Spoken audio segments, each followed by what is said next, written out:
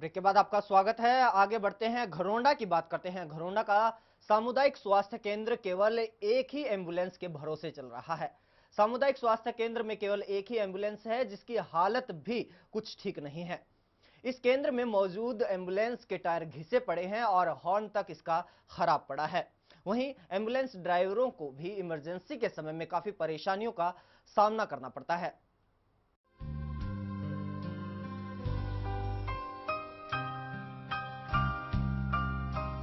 घरौंडा के सामुदायिक स्वास्थ्य केंद्र के हालात ऐसे हैं कि यहां एम्बुलेंस एक है और उसकी भी हालत खराब है। सामुदायिक केंद्र की गाड़ियों के सायरन खराब पड़े हैं और टायर भी कंडम हालात में हैं। इन गाड़ियों का बीमा भी खत्म हो गया है और अगर कभी कभार इन एम्बुलेंस की सफाई करवानी पड़ जाए तो यहाँ के स्टाफ को अपनी ही जेब से इनकी सफाई करवानी पड़ती है। यहाँ घरौंडा CSC में हमारे पास एक गाड़ी है और दिक्कत ये है भाई, अगर एक पेशेंट आ जाए उसी टाइम दूसरा आ जाए तो हम एक पेशेंट को लेने जाते हैं, दूसरे को इतना लेट हो जाते हैं। कम से कम CSC में 2 गाड़ियाँ तो होनी चाहिए। हमारे को दिक्कत इतनी आती है, कई बार तो पेशेंट इतने हो जाते हैं, इतनी भागा दौड़ी होती है कि एक पेशेंट को छोड़ के दूसरे ले जाते, तीसरे ले जाते हैं। टाइम इतना नहीं होता हमारे पास भाई सभी को अटेंड कर सके।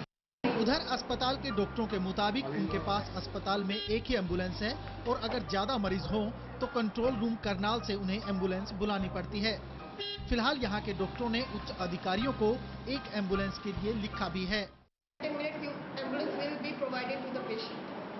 ऐसा अभी तक नहीं हुआ है कि पेशेंट को एम्बुलेंस की जरूरत और एम्बुलेंस ना हो, यहाँ पे ऐसा नहीं हुआ।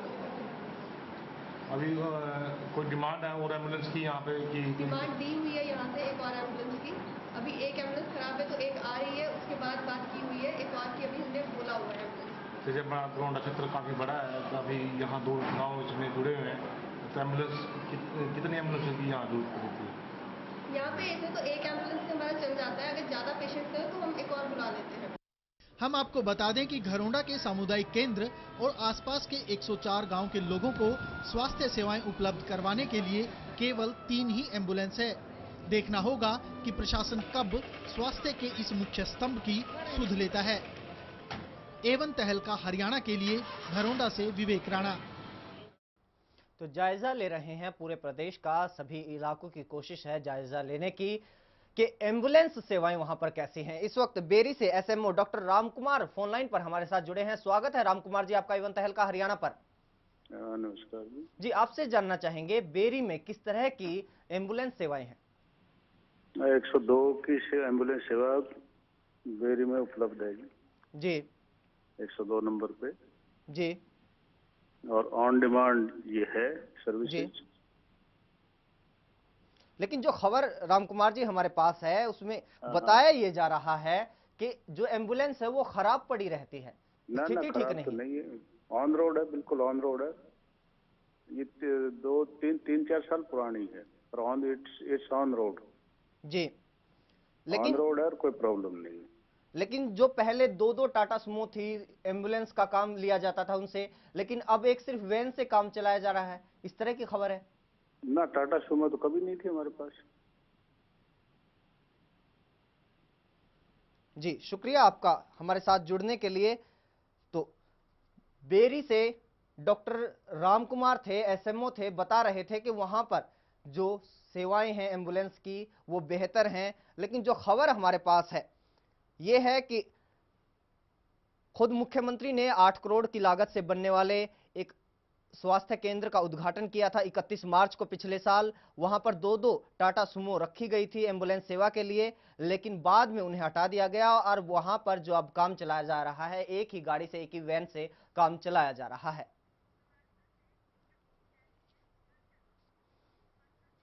और दर्शक भी लगातार हमारे साथ जुड़ रहे हैं। शक्ति सैनी है समालखा से। स्वागत है सैनी साहब आपका एवन तहलका हरियाणा पर, क्या कहना चाहेंगे? हेलो, नमस्कार सर। जी शक्ति जी, सर क्या कहेंगे? मैं हल्का समालखा ताजपुर खुर्द से बोल रहा हूँ जी। हमारे गांव में एक समस्या है सर जी। जो आपके चैनल से मैं पब्लिक के सामने रखना चाहता हूँ जी। सर। उसमें है ना, आंगनबाड़ियाँ लगी हुई है 4 हमारे गांव के अंदर, और वो सरपंच की सहमति से वो घरों में रख रखी है जी। और कोई लड़का उनमें आंगनबाड़ियों में शक्ति जी माफ कीजिएगा, आज जो विषय है जिस पर चर्चा कर रहे हैं वो एम्बुलेंस सेवाओं पर है। कभी इस विषय पर चर्चा होगी तो आपका स्वागत है, आप हमारे साथ जरूर जुड़िए।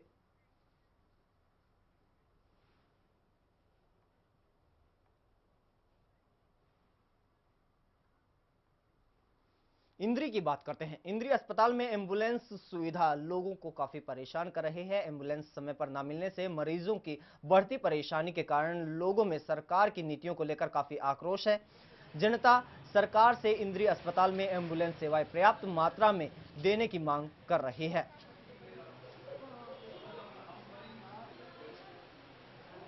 तो कई ऐसे इलाके हैं जहां पर पर्याप्त मात्रा में एम्बुलेंस सेवाएं नहीं हैं या फिर एम्बुलेंस सेवा बिल्कुल भी नहीं है। इंद्री भी एक ऐसा इलाका है और पिहोवा, खरखोदा, घरोंडा, लाडवा, इंद्री, बहुत सारे ऐसे इलाके हैं जहां पर ये जरूरी सुविधा नहीं है।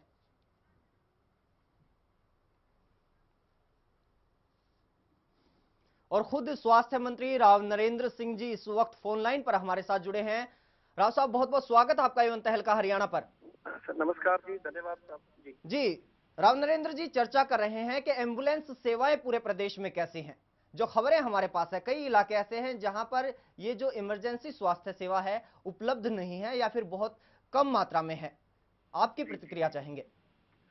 देखिए, हमारे पास प्रदेश के अंदर 102 जो रेफरल ट्रांसपोर्ट सिस्टम बनाया गया है, इसके तहत हमारे पास लगभग 335 हमारी एम्बुलेंसेज जो हमारे प्रदेश में काम कर रही थी। उसके अलावा 23 हमारे पास में एएलएस जो अलग से जो बड़ी है, जिसके अंदर और भी हमारे अत्याधुनिक सिस्टम फिक्स किए गए हैं। हर जिले के अंदर है, मेवात में 2 हैं और लगभग 15-20 मिनट की कॉल के ऊपर हमारे ड्राइवर्स वहाँ पहुंचते हैं।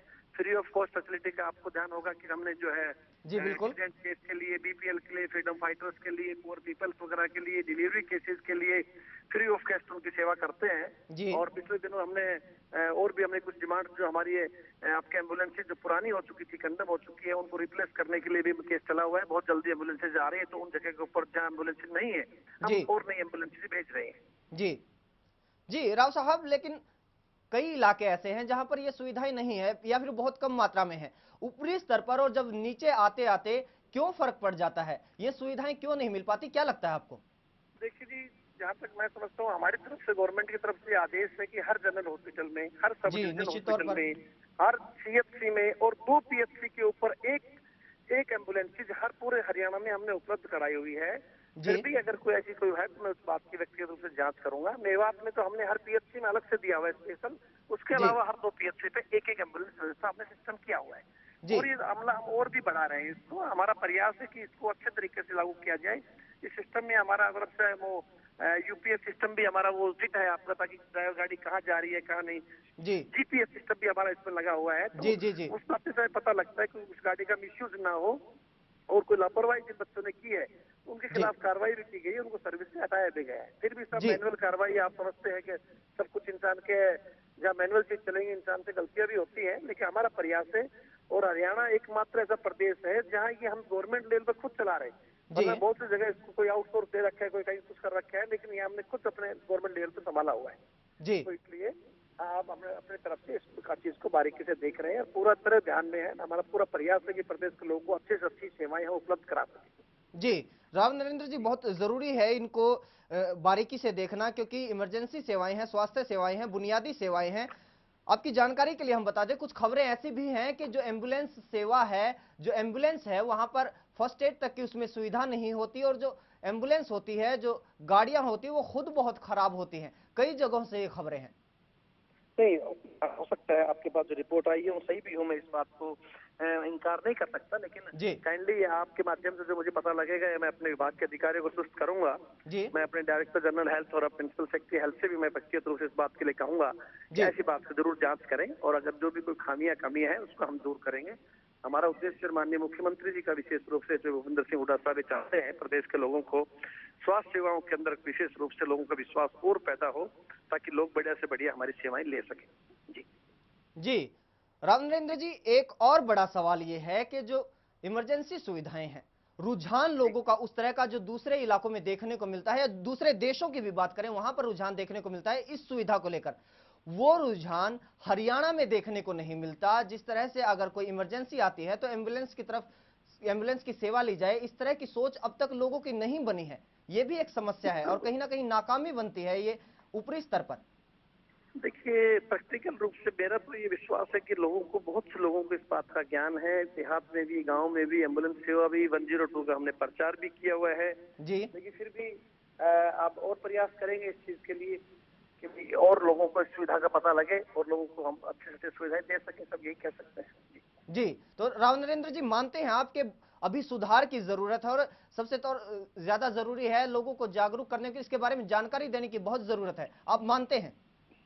देखिए कि मेरा मानने या नहीं मानने का प्रश्न नहीं है। मैं इस किस्म का व्यक्ति हूं कि इंसान को सुधार में हर जगह जरूरत होती है। जी बिल्कुल। कोई आदमी कह दे कि मैं 100% ठीक हूं, मैं समझता हूँ और अपने आप को ठीक बना सकता है वो चाहे तो। जी। तो अगर आज मैं कहूं कि भाई मेरा स्वास्थ्य विभाग में सुधार की गुंजाइश नहीं है, 100 में 100 फुल हो चुका है, तो मैं गलत कहूंगा। इसमें बहुत अच्छी चीजों को हमको अडॉप्ट करना है और हम करेंगे इन चीजों को। हम चाहेंगे हिंदुस्तान में हरियाणा नंबर 1 प्रदेश बने और इसके अंदर सब सुविधाएं मिले, लोगों का हमारे स्वास्थ्य सेवा पर अधिक से अधिक विश्वास बढ़ सके। ये मेरा प्रयास है, माननीय मुख्यमंत्री जी का सहयोग है, उनका आशीर्वाद है। जी, निश्चित तौर पर राव नरेंद्र जी, आपके प्रयास कई जगहों पर जो लागू भी हो रहे हैं। बहुत सारी खबरें हमारे पास ऐसी भी हैं जहां पर एम्बुलेंस सेवाएं बहुत अच्छी हैं। फिलहाल आपका हमारे साथ जुड़ने के लिए, इस चर्चा में शामिल होने के लिए बहुत बहुत शुक्रिया। थैंक यू, धन्यवाद। तो राव नरेंद्र जी बता रहे थे किस तरह की योजनाएं चलाई गई है और किस तरह की कोशिश है सरकार की इस तरह की एम्बुलेंस सेवाओं को बेहतर करने की और उन्हें लोगों तक पहुंचाने की। लेकिन कुछ खबरें हैं, मिलीजुली खबरें हैं। शाहाबाद की बात करते हैं। शाहाबाद की बात की जाए तो यहां पर नई एम्बुलेंस तैनात है। ऑक्सीजन, आग बुझाने का सिलेंडर और आपात स्थिति में दवाइयां एम्बुलेंस में मौजूद हैं। लेकिन नेशनल हाईवे में काफी बिजी होने की वजह से यहां पर एक ही एम्बुलेंस नाकाफी साबित हो रही है। एम्बुलेंस में पर्दे और एसी का ना होना भी बड़ी समस्या है। सामुदायिक केंद्र का भवन नया है लेकिन एम्बुलेंस के ड्राइवर यहां पर ठेके पर लगाए गए हैं और उनकी वजह से कई बार दिक्कतों का सामना करना पड़ सकता है। तो चर्चा कर रहे हैं एम्बुलेंस सेवाएं कैसी हैं, दर्शकों की भी प्रतिक्रिया ले रहे हैं। हिसार से एक दर्शक हमारे साथ जुड़े हैं। स्वागत है आपका एवं तहलका हरियाणा पर, क्या कहेंगे? हेलो जी। आज प्लीज आपका नाम? जी मनोज जी, स्वागत है आपका, क्या कहेंगे? मैं ये बोल रहा था कि एम्बुलेंस तो ठीक है, बेटर है, पर एम्बुलेंस में कोई ट्रीट करने वाला या तो कोई भी एमओ होना चाहिए उसके अंदर, जो भाई पेशेंट को लेते ही उसका ट्रीट होना जरूरी है। जी जी जी। एम्बुलेंस भेजने से काम नहीं चलेगा और किसी भी आदमी को मरने के लिए 3 मिनट काफी होती है। जी। ये अभी हमारे फौजी साहब बोल रहे थे, अभी मैंने सुना है, वो बोल रहे हैं 30 से 40 मिनट में हम एक एम्बुलेंस भेज देते हैं। जी चलो ठीक है, वो भी एक अच्छी उपलब्धि है, बट ये जरूरी है कि किसी भी आदमी को मरने के लिए, जी बहुत जरूरी है, एम्बुलेंस में पहुंचते ही ये जरूरत होती है कि वहीं से ट्रीटमेंट शुरू हो जाए। बहुत बहुत शुक्रिया आपका एवं तहलका हरियाणा से बातचीत के लिए। घायलों और गर्भवती महिलाओं को अस्पताल पहुंचाने के लिए प्रदेश सरकार की एम्बुलेंस सेवा जगाधरी में हाफती नजर आ रही है। यमुनानगर जिले को मिली एम्बुलेंस में यहां 2 एम्बुलेंस सड़कों पर हादसे का शिकार हो चुके हैं और कंडम हो चुकी है। बची हुई एम्बुलेंस में से ज्यादातर अपनी क्षमता से 2 गुना चल चुकी हैं। ऐसे में मरीजों की जान हमेशा जोखिम में रहती है। अस्पताल परिसर में कंडम खड़ी एम्बुलेंस दरअसल 2009 में यमुनानगर को मिली थी। कुछ ही साल बाद यह हादसे का शिकार हो गई। वहीं उप सिविल सर्जन डॉक्टर वीपी मान का कहना है कि 16 एम्बुलेंस सरकार ने दी थी, इनमें से 14 अभी भी चल रही हैं और अब तक दूर दराज के इलाकों से हर महीने 200 से 250 तक के मरीज अस्पताल पहुंचाए जाते हैं इन एम्बुलेंस के जरिए।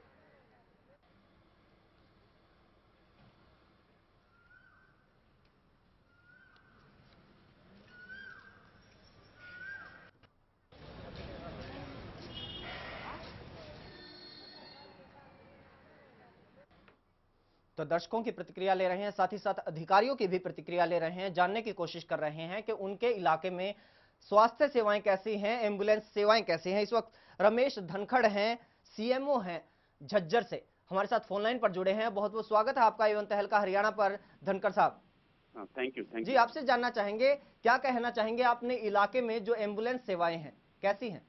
हमारे जिला झज्जर में एम्बुलेंस सेवाएं बहुत बेहतरीन तरीके से काम कर रही है जी। और इसका बहुत फायदा लोगों को हुआ है।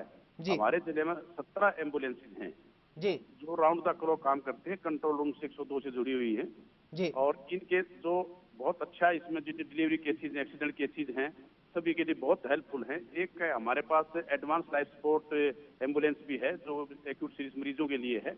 उसके साथ साथ जो रास्ते में साइट से लेकर के हॉस्पिटल जाने तक जो बीच में कई बार डेथ हो जाती थी, उसके लिए बीच में हमने EMT जो हमारे इमरजेंसी मेडिकल टेक्नीशियंस को हर एम्बुलेंस पर दो लगाए हमने EMTs।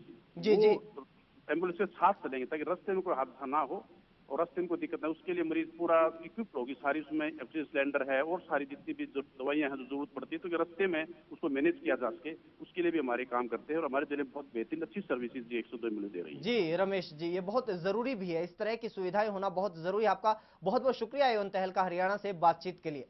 Thank you. तो शाम सामुदायिक स्वास्थ्य केंद्र में मरीजों के लिए एम्बुलेंस सुविधा अच्छी है। एम्बुलेंस में सभी जरूरी सुविधाएं जिसमें oxygen cylinder, first aid box आदि सभी सुविधाएं मौजूद हैं। 24 घंटे सुविधाएं देने के लिए 2 चालकों की नियुक्ति की गई है जो 12-12 घंटे की ड्यूटी करते हैं। इस संबंध में सामुदायिक स्वास्थ्य केंद्र के चिकित्सक मनीष कुमार का कहना है कि स्वास्थ्य केंद्र की एम्बुलेंस काफी अच्छी है और इससे लोगों को काफी फायदा मिल रहा है।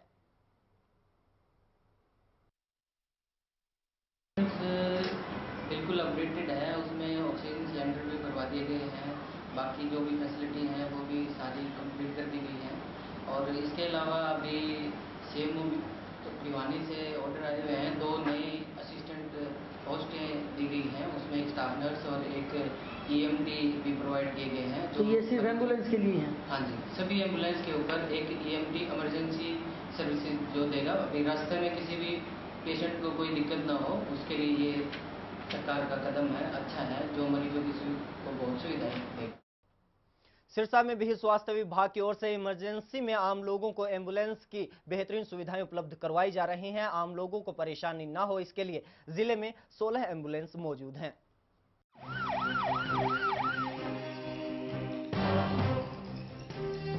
प्रदेश में भले ही एम्बुलेंस की सेवाओं से जनता परेशान हो, लेकिन सिरसा जिले के लोगों को इसकी समय पर सुविधा मिल रही है। जिले में कुल 16 सरकारी एम्बुलेंस हैं, जिसमें 4 एम्बुलेंस शहर के लिए है और बाकी अलग अलग सरकारी अस्पतालों को दी गई है। वहीं सिरसा की डिप्टी सिविल सर्जन ने बताया कि अभी भी एम्बुलेंस की कुछ कमी है जो बहुत जल्द ही पूरी कर दी जाएगी। डिस्ट्रिक्ट सिरसा के अंदर इस वक्त हमारे पास 16 BLS एम्बुलेंसेज हैं और 2 ALS एम्बुलेंसेज हैं। ALS एम्बुलेंसेज के ऊपर ड्राइवर्स के अलावा हमने इमरजेंसी मेडिकल टेक्नीशियंस भी लगा रखे हैं, जो कि अब BLS एम्बुलेंस पे भी अगले कुछ एक दिनों में ही 2 या 3 दिन के अंदर ही BLS एम्बुलेंस पे भी हमारे इमरजेंसी मेडिकल टेक्नीशियंस हो जाएंगे। जिले को कवर करने के लिए हमारे को अभी 4 एक एम्बुलेंस की और जरूरत है, जो कि अगले 1 या 2 महीने के अंदर हमारे को और मिलने की संभावना है। वहीं डॉक्टर ने लोगों से अपील की कि वो एम्बुलेंस को रास्ता दें ताकि मरीज का इलाज जल्द से जल्द हो सके।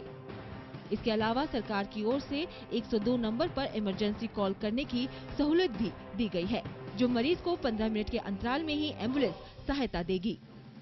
जो हमारी कंडीशन है उसके अंदर हमने 102 नंबर के ऊपर 2 लाइंस ली हुई हैं, जिसके अंदर इमीडिएटली हमारी कॉल अटेंड हो जाती है और एक प्राइवेट हमने मोबाइल नंबर भी रखा हुआ है जिसके ऊपर हमारी कॉल अटेंड होती है। रिएक्शन टाइम जो हमारा है अराउंड 15 मिनट्स है। 15 मिनट के अंदर हम कोई भी हमारे पास कॉल आती है कॉल अटेंड कर ली जाती है। और सभी ड्राइवर्स के पास नियरेस्ट की PSC CSC से ये जरूर रहेगी कि आप 102 नंबर को ज्यादा से ज्यादा इस्तेमाल करें। और दूसरा एक रहेगा कि आपको पता है कि एम्बुलेंसेस के ऊपर सायरन्स लगे होते हैं, जब भी सायरन की आवाज सुने एम्बुलेंस को रास्ता जरूर दें ताकि वो जल्दी से जल्दी अपने पेशेंट के पास पहुंच सके और उसको ट्रांसपोर्ट करके नियरेस्ट हेल्थ फैसिलिटी पे लेके आ सके। लोगों को बेहतर इलाज मिल सके, इसके लिए सरकार लोगों तक सहूलियतें दे रही है। 102 नंबर पर कॉल कर कोई भी मरीज इसका फायदा उठा सकता है। एवं तहलका हरियाणा के लिए सिरसा से सुरेंद्र सिंह की रिपोर्ट। तो ऐसी हैं स्वास्थ्य सेवाएं सिरसा में, कई इलाकों में अच्छी हैं और कई इलाकों में अच्छी नहीं है। आदित्य चौधरी इस चर्चा को आगे बढ़ाने के लिए लगातार हमारे साथ जुड़े हुए हैं। जी आदित्य, अंतिम प्रतिक्रिया चाहूंगा आपकी, कहां कहां काम करने की जरूरत है, कहां कहां ध्यान देने की जरूरत है ताकि ये सुविधाएं और बेहतर हो सके? देखिए महेंद्र, एक तो हर इलाके में ज़्यादा तादाद में आपको एम्बुलेंस देनी होंगी। कम से कम जो ब्लॉक हैं, जो तहसील स्तर के हॉस्पिटल हैं, उनमें 2 या 3 एम्बुलेंस आपको रखनी होंगी, तभी फायदा है। दूसरा, जो स्टाफ हो वो अच्छी तरह ट्रेंड हो, यानी किसी भी इमरजेंसी की स्थिति में वो जो घायल व्यक्ति है या मरीज है उसको संभाल सके। और साथ ही जो एम्बुलेंस है उसके भीतर तमाम जो इमरजेंसी की सुविधाएं होती हैं, ऑक्सीजन है या दूसरी चीजें हैं, वो उपलब्ध होनी चाहिए। तो ये बेसिक चीजें हैं, संख्या ज्यादा हो, डॉक्टर्स अच्छे हों, टेक्नीशियन अच्छे हों एम्बुलेंस में, और उसकी कंडीशन अच्छी हो। कई जगह हमने जो शॉट्स हैं वो देखे हैं कि एम्बुलेंस की स्थिति बहुत ही खराब है। अगर किसी मरीज को आप उसमें ले आएंगे तो शायद वो ज्यादा बीमार हो जाएगा ठीक होने की बनिस्बत। तो इस दिशा में सरकार को जो है सोचना होगा। हालांकि सरकार का दावा है कि कुछ एम्बुलेंसेज खरीदी जा रही हैं नहीं, और साथ ही जो सुविधाएं हैं वो बढ़ाई जा रही हैं एम्बुलेंसेज में। जी, तो उम्मीद यही कि तमाम पहलुओं पर ध्यान दिया जाए और जो ये स्थिति है वो बदले और एम्बुलेंस सेवाएं बेहतर हों। बहुत बहुत शुक्रिया आदित्य, इस तमाम चर्चा में शामिल होने के लिए, तमाम जानकारी के लिए, हमारे साथ जुड़ने के लिए। तो हरियाणा विशेष में आज इतना ही। मुझे दीजिए इजाजत। देखते रहिए एवन तहलका हरियाणा। नमस्कार।